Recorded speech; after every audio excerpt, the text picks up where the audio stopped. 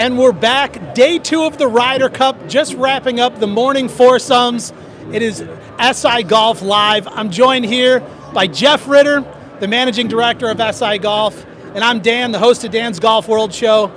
Jeff, how are you feeling right now coming out of the morning rounds, we'll call it, maybe morning chaos? There's a lot of ways to describe it. Where are you at right now? I am searching right now. That's where I am. I need a sign. Yes. I need hope. I need some energy. I need a reason to believe that we're going to be here Sunday afternoon and this outcome is still going to be in doubt. That's where I am. It is grim right now. I mean, all roads are not closed off at this point. No. I mean, we're not past the point of statistical no return. No, we're not. So I do feel like, there's reason for hope. There is. You're now, I mean, this is it. We're in between sessions now, in between session 3 and 4. The U.S. simply has to win this session.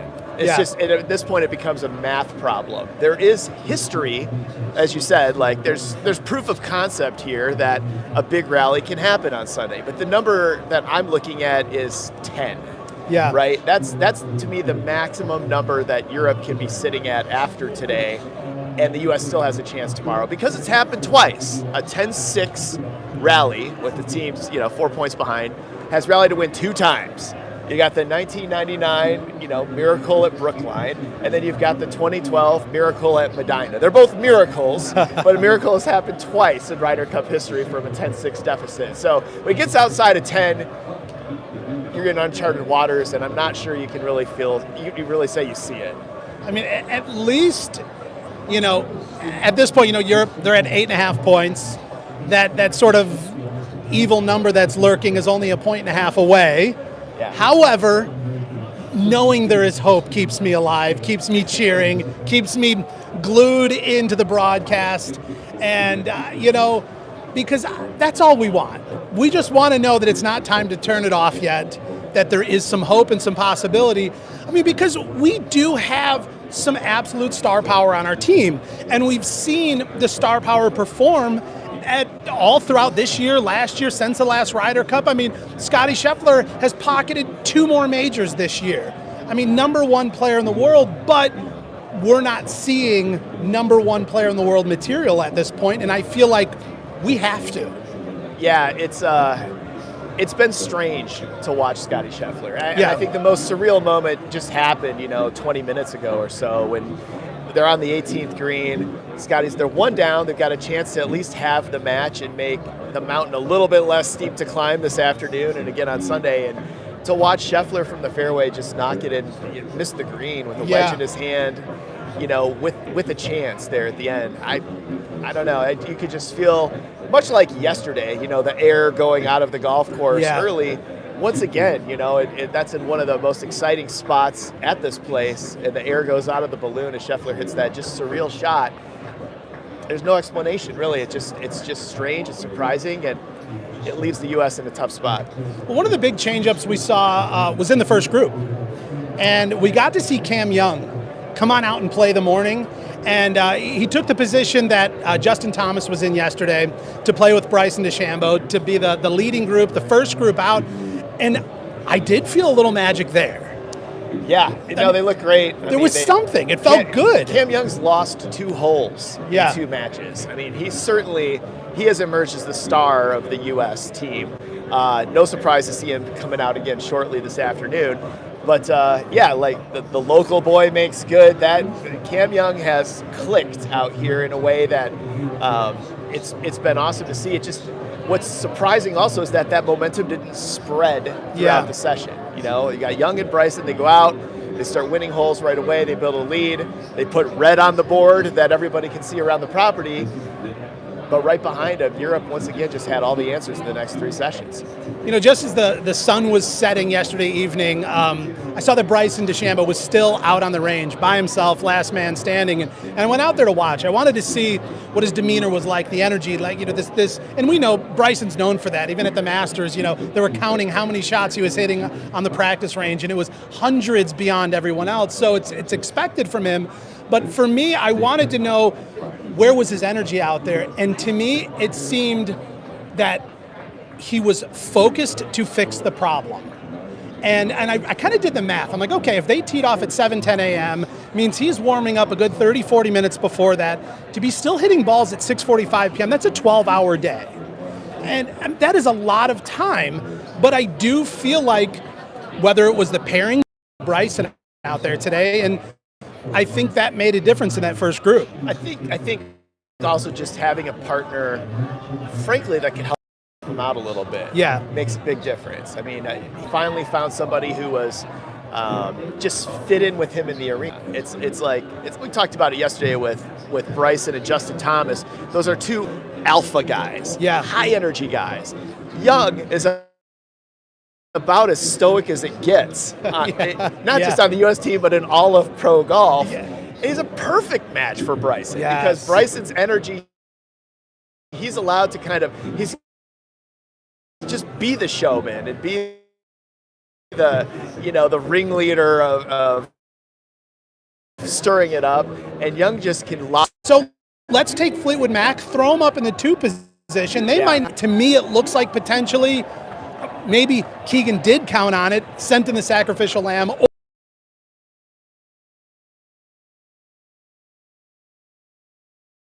Your most indestructible pairings, and instead of leading a match now, put them right in the middle. There's Rahm and Hatton, and then just say, okay, given what the U.S. has been doing, Keegan Bradley's been putting his weakest pairings in the middle. Yeah. Let me just take my guys, put them in the middle, and see if I can just lock up 2 points from this session. Yeah. And I almost see it as a defensive move of like, hey, I'll take 2 points. We'll keep our 3-point lead in this competition at worst case. And if we get lucky, we expand upon the lead, which is exactly, as it turned out, what happened. They did extend their lead and won another session. Well, I feel like there is multi-layered 3D chess going on. And I would love nothing more than to be a fly on the wall for these conversations and these thought processes, even the captains and vice captains, because like you said, there are decisions being made that on the U.S. side, I don't understand. Yeah, Bradley said last night he's going to stay with the plan. Yeah. I do wonder, we'll hear from Keegan later today, if we've deviated from the plan a little bit this afternoon. Yeah.